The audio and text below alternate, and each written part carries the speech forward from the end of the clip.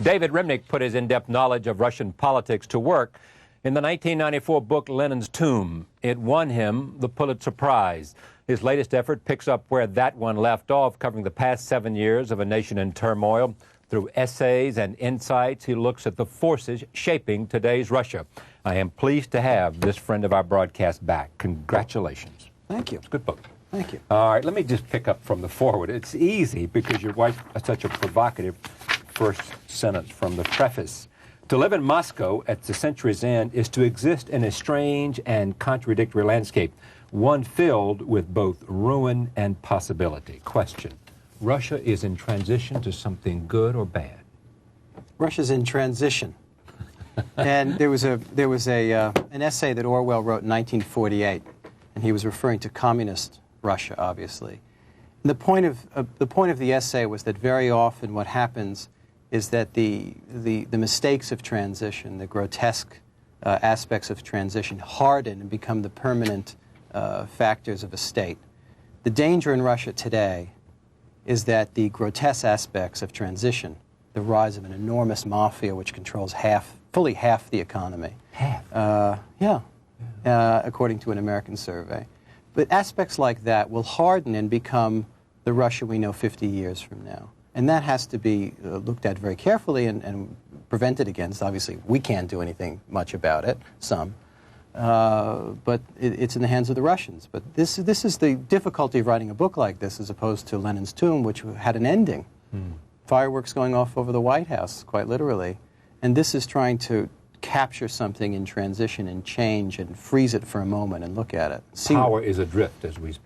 Power is very much adrift. I mean, we make too much of the day-to-day changes of the health of Boris Yeltsin. He's got quadruple bypass surgery one day. He looks almost lifelike the next, and then he survives a Helsinki summit with Bill Clinton. What's really more adrift is the notion of what is power in Russia today. Unfortunately, it's becoming an oligarchy. That around Yeltsin are a group of new oligarchs, bankers, automobile magnates, and all those kind of people who basically sponsor his Kremlin leadership, who stood behind his election in June and July and cheated their way to victory, largely in a financial sense. What does this say about Boris Yeltsin, who you had great hopes for at the beginning of his reign? Well, Russians had great hopes for in 1991. Boris Yeltsin won a landslide victory to become the Russian president in 1991. And it had seemed in 1991 that he was a kind of yang to Mikhail Gorbachev's yin, so to say, that even though they seemed to be in direct opposition to one another, on a personal level and on a political level, then in a way they were a historical continuum, that Gorbachev could initiate certain reforms to bring the Soviet Union into the world, to open it up, but couldn't travel the political path fully into what we saw in 1991, and he couldn't let go of where he came from. He had a great. He couldn't let go of the Communist Party, for one thing, whether he wanted to or not. Right. And certainly Yeltsin shrewdly, whether it was in terms of self-interest or in terms of ideals or a little bit of both, could let go of the Communist Party and make a politics of that. But he's disintegrated. I mean, it's not just a physical disintegration since 1991. He's responsible for 80,000 people dying in Chechnya. Well, you suggest that we are watching not only his physical decline, but his moral decline. I think so. I think so. And I think Chechnya is the worst blot on his record. No better, no worse than LBJ in Vietnam. And did it come because, why? I mean, what happened? Well, there are critics who say that there is a continuum that begins in Boris Yeltsin's career about the way he makes decisions, this kind of abrupt authoritarian way of making decisions. And whether it has its roots in 1993, which is a far more complicated political decision, which ended up with firing on the parliament, or does it have its roots in the growing nationalism in the country and hatred, by the way, of Chechens, which made it easy to make this horrendous blunder, is hard to say. But one of the things that is very striking about the Chechen War is that ethnic Russians dislike Chechens more than they dislike Jews or Azerbaijanis or some of their other least favorite ethnic groups. And when it became clear that Chechnya was campaigning for independence and at the same time was the center of a lot of criminal activity, Yeltsin prosecuted this war very quickly and brutally, and there was very little protest on the streets of Moscow. What's interesting to me, too, is how you do these books. As some reviewer even said, it's like David goes out and takes us with him and introduces the people, almost suggesting to us that the parts make up the whole. If you meet and examine the players, in the end you will see the complete picture. You also, one more part, you... What? No, go. You also believe, as Solzhenitsyn believes, that it is people that determine history and personality, not event. I think they both do. Look, the great problem of War and Peace for Tolstoy, the great writer under whose wings we are all mice, Tolstoy struggled with this problem. Yeah, I mean, Tolstoy wrote a novel, War and Peace, in which the first 850 pages tell you, in more ways than is possible to know, that individuals can influence, and happenstance can influence the course of history enormously. And in his case, it's Napoleon and all the various political actors. Then the last 250 pages is taken up with Tolstoy writing an essay telling us that trends and forces and really are the guiding principles of history. It's that tension that caused Isaiah Berlin to write the essay about Tolstoy called The Hedgehog and the Fox. Right. I think that had Mikhail Gorbachev not come along, or Yeltsin, or Solzhenitsyn, or Sakharov, that Russian history would be enormously different, or Peter the Great, or whomever. I don't think that it's just, as the Marxists think, just forces and grassroots. But here is the argument also. Sure. Is if it hadn't been Mikhail Gorbachev, it would have been someone else. Yeah, but not necessarily in 1985. It might have been in 2020. After the economy further declined and declined and declined. This is the credit you have to give Gorbachev. That Gorbachev would probably still be in office today, and 10 years from now, had he decided to go along with a kind of status quo, or even if he had gone as far as his great mentor Yuri Andropov did in reform, which is a kind of disciplined, communist-based reform. Could he have done what the Chinese have done? That's the great question that former Communist Party officials torture themselves over. Gennady Yanayev, who was one of the coup leaders in 1991, told me after the coup, he said, you know, we should have put statues up to Deng Xiaoping because he would have shown us the real way. Of course, his impulse is self-interest and he flagellates himself every day. But no, I think Russia is created by Russian history and Russian people, and the Chinese, an agrarian country, is far different. It's a completely different landscape. You do believe, though, and you say this in the end, when you look at the future, Russia will be a superpower again, and a greater superpower than China, because of its... Not quite. Not quite. I think it'll be a great power. You don't think it'll be another superpower? Look, Russia's...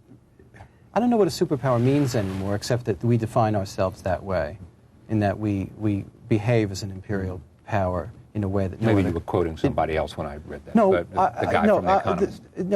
I do believe that Russia will be a power again, and it is in its moment of greatest weakness, which makes it perhaps even more dangerous than if it were a power again. And I believe that the Chinese euphoria that's going on now is somewhat overrated, and it influences U.S. policy. You know, I'm one who, for example, believes that we're making a big mistake pushing Russia around so quickly and so definitively on NATO. I don't quite understand this, why we're putting all our resources into expanding NATO at a time when Russia is in no mood for and in no circumstance for invading Eastern Europe. And the downside is that... And at the same time in China, we're behaving in a cowering way. It is a very strange bit of foreign policy at a time where we need to be, the United States needs to be rethinking its place in the world, in a new world, that we're behaving this way toward Russia. Well, it's probably based on some erroneous assumption, isn't it? That China will be this huge power and economic power because of its population, because of the market it is, because of its potential. Yeah. I think a lot of influence on the NATO question is due to Brzezinski and not least to Henry Kissinger, who's still an influential fellow and who also does a hell of a lot of business in China. And as a result, comes off in his pronouncements as someone who is a seems to adore China at the price of Russia. But are you suggesting that Kissinger does this because of his business I'm interests? suggesting it influences it, yes. Yeah, because of his business interests there, his writings suggest more of a let's do business with China and get tough with the Russians. I am suggesting that, yeah. What's the evidence, though? The evidence, I mean, is the evidence his writings, or which you're then reading into his motivation? I'm reading into it his motivation. I'm not a Kissinger fan, wasn't in the 70s, and not now. But I also think intellectually his argument for NATO expansion is specious, just as I do the way we But are meant to Holbrooke has behave. the same idea. I think he's wrong. And he doesn't have business interest in China. I think he's wrong. You know, I think that...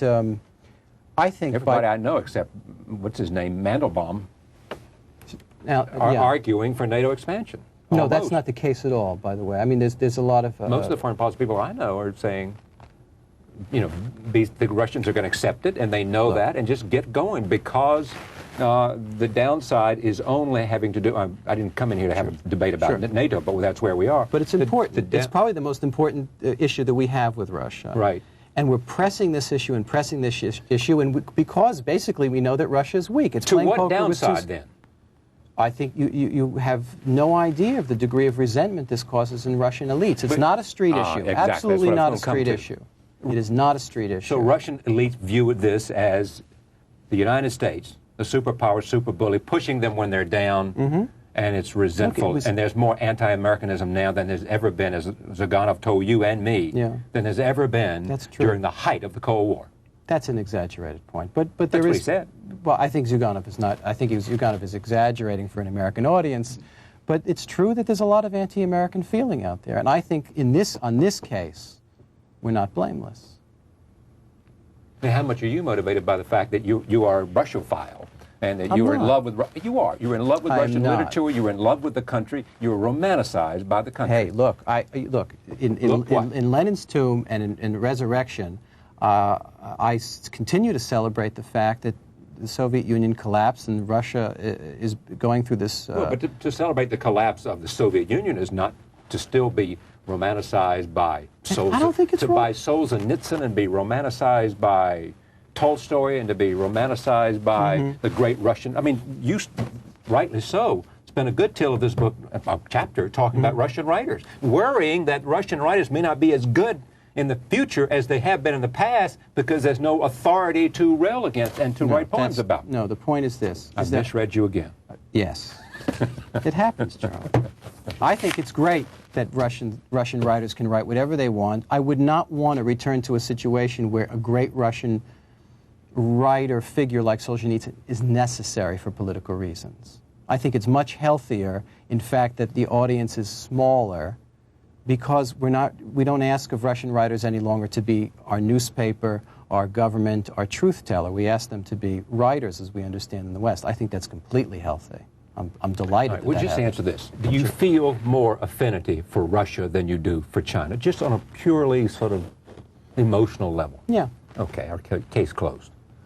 That case, anyway. That case, anyway. All right, let's go to some of the characters. Sure. There's this wonderful conversation, which you've talked about on this program before, with Khrushchev. And first of all, go ahead. The former KGB chief. The former KGB chief, Vladimir Khrushchev, who really was the mastermind of the coup in 1991. I don't think Gorbachev was, as some do. Conspiracy is everywhere. I wanted to see him. Of course I wanted to see him. And when I was covering the last election, the 1996 election, I made inquiries.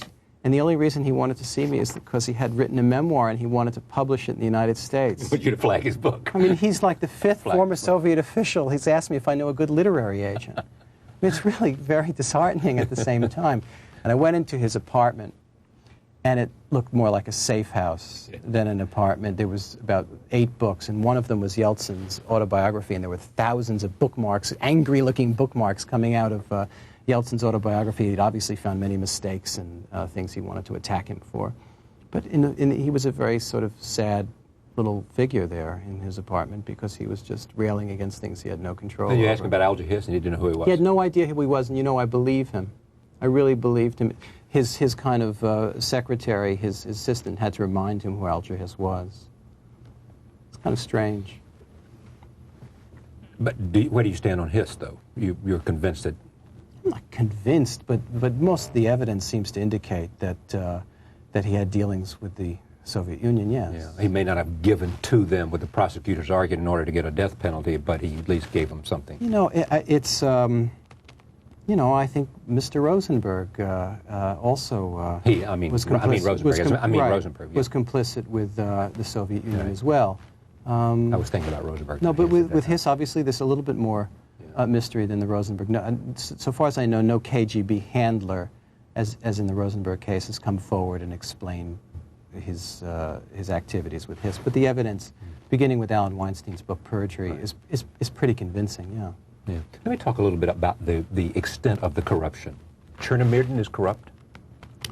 I'll give you the facts as I know them, and then you decide. Viktor Chernomyrdin, the Prime Minister of Russia, is said to, which is always a slippery journalistic phrase, but is said to have a 1% interest in, by far, the biggest corporation in Russia, Gazprom, which gets all kinds of favors, has 665,000 employees. Its own social security system, fleet of airplanes. It's an enormous company. And if he has even anything close to 1%, he's one of the richest people in the country. Anatoly Chubais. Anatoly Chubais is... Chief of Staff for Yeltsin. Chief of Staff for Yeltsin, now Deputy Prime Minister. And he was in charge of privatization and accused by various newspapers and other press outlets, Western and Russian, of doing all kinds of favors for buddies in and outside of government and for misappropriating properties and all the rest. But if you want to get a sense of how corrupt modern Russia is, it pays to know that 80% of the capital of the entire country is in Moscow. There are hundreds of criminal gangs in Moscow. If you go to a provincial city in Yakutsk or just the many cities that are around the former Soviet Union and Russia, very often you'll run into literally a Mr. Big, and wealth will be all in the hands of Mr. Big, whether it's a guy named the Poodle, I kid you not, in Khabarovsk, the Poodle, or in a city like Vladivostok, which is a port town. It's all in the hands of the mob, which is closely tied to government. That is the way provincial cities work. Moscow is much more complicated, and these oligarchs sort of are crossover figures. It is extremely corrupt. But by the way, from all I understand, so is China, so is Hungary, okay, but so is Poland. Chubais corrupt? I don't have any, smoking. Is it said to be? Gun. Is he said to be? Yes. And so the whole Yeltsin regime said to be corrupt. I think to some extent, the tape, absolutely. Yeah, I mean, look, selling out to the people with the money, giving them license for a fee. There are bankers who will tell you, big bankers, I mean, really big figures, that if you go into a minister's office or a deputy minister's office, the price list for bribes is practically on the wall. Yeah. And that's the way it works. Here's the interesting thing, is that I just love sort of Mother Russia, the idea, the art, the novel, the culture, and haven't had any experience that you have had. It is said that there is a threat to the paintings crumbling because not enough heat and protection, right? Yes? Well, the culture is in high culture is in a serious state, and especially in 92, 93, 94, opera companies, the Bolshoi, the Kirov, and all these places struggle tremendously. So are schools, so are factories. Look, as we began, Russia's going through a horrific series of transition. I don't want it to be forgotten in this conversation, however, that Russia did the big, hard thing. It made its political breakthrough in 1991 that is an enormous historical achievement, and for the most part, one to be applauded, and is filled with difficulty. Is Italy? It's a miracle that it survived at all. Yeah. Is Italy without corruption to this day? Do we consider it a normal country? Italy, if you read the Italian papers, there's not a single minister in Italy that isn't touched by corruption. Is it a normal state? Is the mafia a huge presence? Has it been throughout the 20th century? Yes. We as Americans are extremely quick to, well, there's this enormous mafia in Russia, and dismiss it as if we could go back to a status quo ante of 1975 and be happy. I wouldn't. I don't think most Russians would either. When you look at the Russian character from all these interviews and all these conversations, both with people in power and some of the people not in power, is there a yearning today for a kind of power figure, kind of dictator, a kind of absolutist to come in and take charge again and restore them to their former glory? It's always a danger in Russia. It's always a danger that democracy, the concept of democracy, just as the concept of capitalism, will be so corrupted so quickly that you can literally come in and campaign against democracy and capitalism. The figure that we may be leading to here is Alexander Lebed, right, who, if Yeltsin were to die tomorrow, certainly Lebed would be the top-ranked contender for this Russian presidency. Even if he doesn't die, he's the top-ranked contender. Yeah, you never know in the year 2000. It's a while from now, but I think you're probably right. And but we have to remember that this is a guy whose role model, until he learned to clean this up for public relations reasons, was Augusto Pinochet. Yeah, Chilean dictator. Mm-hmm. And now he talks about de Gaulle being... Pinochet did great things for the Chilean economy. The quote from Lebed, as I remember, is that, well, they got rid of 3,000 people. Yeah, I know that. But they improved the economy, right, and they handed it over to Democrats. Only 3,000, I think he said. Yeah. Yeah, but imagine that on a Russian scale. Yeah. Look, I don't think Lebed is a murderer, but I do think he's extremely... Here's what's interesting. Yeah. Lebed comes to America in the last 6 months, maybe in the last couple months, courting America. Yes, absolutely. Goes to the Council on Foreign Relations, goes to Washington. Anybody can go to the Council on Foreign Relations. I know, but... Which is, I think, a good thing about it. Of course. Yeah. But he courts the American establishment. He's basically over here saying... this is one of the lovely things about the new Russian politics. Gennady Zyuganov, Communist Party, comes to the Council on Foreign Relations. Alexander Lebed, his model is Pinochet, comes to the Council. Right. I know, it's great. And the public opinion, politics is actually a part of Russian life. I don't want to let this idea go. What's going to lead Russia to the future? What's going to help Russia overcome some of the historic factors working against it being all that it can be? Rule of law. Rule of law. And the understanding... respect for the rule. Yeah, and understanding that rule of law is not some Western notion glommed onto Russian culture in some unnatural way. That there are Russian demagogues who will say that all these Western notions of democracy and rule of law and so on, well, that's for them. We believe in something quite different. And I think Russia is going to get over that, and have, by the way. The polls on support for the notion of democracy and on democratic elections are more encouraging with time, not less encouraging. Is it best for Russia that Yeltsin leave the scene one way or the other? Now? Yeah. Or does he serve some role now? He's there. I'll tell you, look, he is the president. These questions are... He's the president. I would say that the most encouraging thing he's done, besides show himself to be alive in the last year, is to appoint a guy named Boris Nemtsov as deputy prime minister.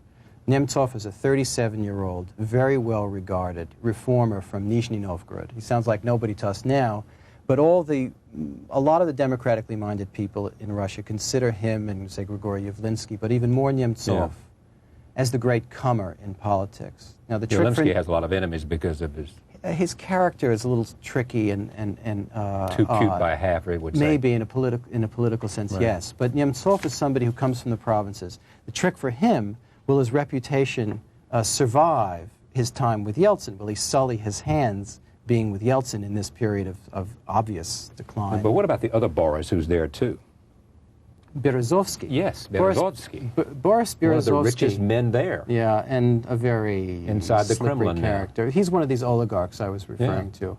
A guy who made his fortune in car dealerships and... now has banks and media and everything. And a 51% stake in state television, basically a controlling interest in state television. And now he's Deputy Minister of Security. And his only acquaintance with security, so far as I know it, is the bodyguards that have lugged around with him for the last several years because of assassination. Is he organized crime or not? You know, I believe in libel laws, and I believe in having smoking guns when you call someone a crook. Yeah. But it's quite obvious that these oligarchs do business in a way that might get you arrested in another state, yeah. Tell me about you now. What is it you enjoy the most? I mean... Well, look, I have written 2 books now about Russia. I am not a Russian scholar in the traditional sense. Well, you spent 4 years there? I spent 4 years there. I've read a lot about it. I'm a journalist, I'm a reporter, and I'm a storyteller. And the trick of nonfiction, in the way I approach it, and others do, is to borrow from fiction in its structural techniques and building a character. But you have this burden of being true in its small facts and true to the trends of what's going on. You know, I'm starting a book now about the Muhammad Ali-Sonny Liston fights of 1964-65, which are about... Because to me, first of all, they're great narrative events. And a terrific... Lewiston, Maine. Oh, Lewiston, Maine, Miami Beach. Yes. But it also involves race. It involves the changing figure of black men, from Floyd Patterson to Sonny Liston to Muhammad Ali. It involves the mob around Sonny Liston. It involves the Muslims and civil rights. So to me, it's a terrifically interesting story. Yeah. I went out to, there's a small personal note. I went out to Las Vegas at the time that Mike Tyson was preparing for the Buster Douglas fight, not preparing very well. Yeah, he was eating lunch, I think, the whole time. It was working out. And I was just, I mean, I was in awe how fast his hands were and how powerful he was and all this. And we're at this gym. And the guy who worked the gym, owned the gym, and I sitting over talking while Tyson was working out. And I'm saying, tell me about Liston. And he said, before Liston died, talked to him and said, you know, they got to me. Yeah. Liston said that to Tyson. No, said that to this old guy who I was talking to, who'd known the fight scene out there. That's the trouble with the fight scene. There are a lot of old guys around with lots of stories to tell. The trouble with Mike Tyson... it right up, though. The trouble with Mike Tyson is this guy was not a Tyson guy. He just was his gym. This friend of mine, Michael Shapiro, a terrific boxing writer, really says basically that in boxing it always takes 2 to make a great fight. And with Sonny Liston, and you had that with Ali and Patterson as well. But with Mike Tyson, there's never been 2. Yeah. And in a way, he's not as interesting a story until he became very vulnerable. I mean, there's this thing in New York and in other cities called Classic Sports Network, and they showed one knockout after another of Mike Tyson. It was boring after a while. It was stupid. Tyson never really had this kind of narrative other to make a story with. Narrative other meaning another fighter that would is equal. There's Ali and Frazier. Patterson and Johansson for a while. Right, or Dempsey, you know. Dempsey and Tunney. Exactly. And it's, you know, it's a disgusting sport, but it never fails to be unbelievably interesting because of the rawness of it. It's amazing to me how many, I mean, David Halberstam is now writing about sports a lot, as you know. I mean, it's a baseball book. Yeah. I mean, you look at sports as a metaphor for, not a metaphor, but what? It's not just a metaphor. It is of itself, because it's such a terrifically popular pop culture, music, and sports are the pillars of it. But also, yes, it's a reflection of the times they take place. Are you just writing where your curiosity takes you? And what? I think is that why you have the job you do at the New York? I mean, one day you're profiling Howard Stern. Yeah, to my everlasting shame, I suppose. and the next time you're profiling or writing about Ralph Ellison. Or Isaac Babel. Or Isaac Babel in the New York Review of Books. Yeah, I guess my strength and my greatest weakness as a writer is that, you know, I'm the wandering Jew in terms of subject is concerned. And maybe that's Odyssey to what? It's a very good question. Look, I was a newspaper guy. Good question here. Yeah, I mean, no, I was a newspaper guy, and somebody sent me to Moscow. Yeah. And I had interest in it, but, you know, the passion about it accumulated once there. You know, I think you ask these questions. One asks these questions of oneself at a little later when you've accumulated a certain amount of work, and you see where it's adding up toward. And so far, most of the concentration has been on this very strange odyssey abroad. And the idea to do this sports book is to thrust myself into what I think is maybe the central question in the United States, always, always, always, Race. and that's race. This book is Resurrection, A New Russia, David Remnick. There's no better guest than David Remnick, and most of the people I know believe that he's the best at what he does. It's always a pleasure. Thanks a lot for having me. We thank you for joining us, and we'll see you tomorrow night.